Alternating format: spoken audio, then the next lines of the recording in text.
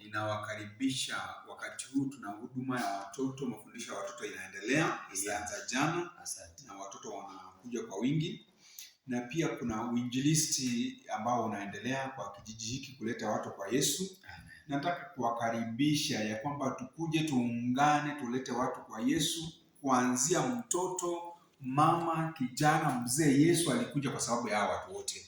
Kwa hivyo nataka kuwakaribisha, tukuje tuunganishe mikono yetu pamoja ili tuendelee kulitangaza jina la Yesu na kuleta watu wengi kwa Kristo. Mungu awabariki sana. Amen. Asante sana Bishop. Wacha kwa wale wenye wamekuwa kwa injilisti, ndugu jitambue jina na tueleze kwa kazi ambayo imeendelea leo wamejifunza nini. Karibu sana ndugu. Kwa majina naitwa Crispinus Wekesa, mshiriki wa City of Hope Chebarus, na katika kazi ya injilisti ikiwa ni siku ya pili tumeweza kuona mkono wa Bwana ambao umeweza kuwa nasi. Nashukuru Mungu tu kwa kutupigania, kwa kuwa tumekuwa na changamoto lakini tumeweza kufanikisha.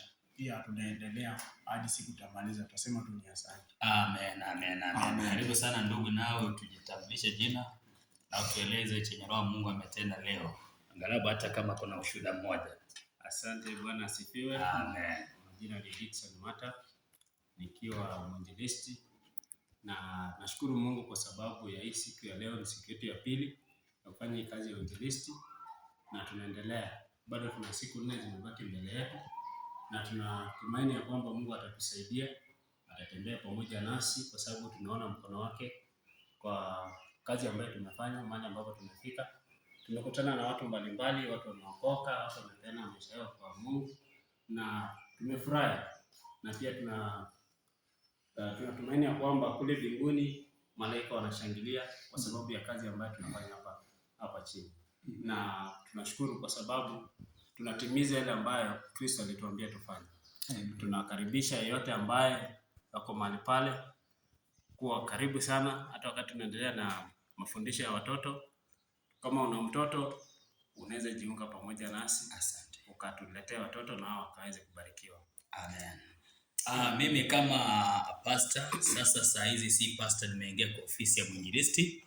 Kando na hiyo kuna mzigo wa kufikia watu sasa kama mtume, lakini askofu, asante sana kwa kupanga mikutano ambayo umepanga. Hakika tumeona maajabu. Tumeingia katika nyumba ambazo watu wamekata tamaa, watu wamechoka. Na nikajiuliza kama Bishop ungepanga haya mambo, kwa hakika tungepata wapi zile nafsi. Kwa hivyo tuna imani kwamba hili kanisa Jiji Kuu la Tumaini, ama linaitwaje kwa Kiswahili, ni Jiji Kuu la Tumaini, City of Hope, halitabaki same tena. Kwa hivyo Yesu akauliza wanafunzi wake, tumewacha vyote tufuate, tutapata faida gani?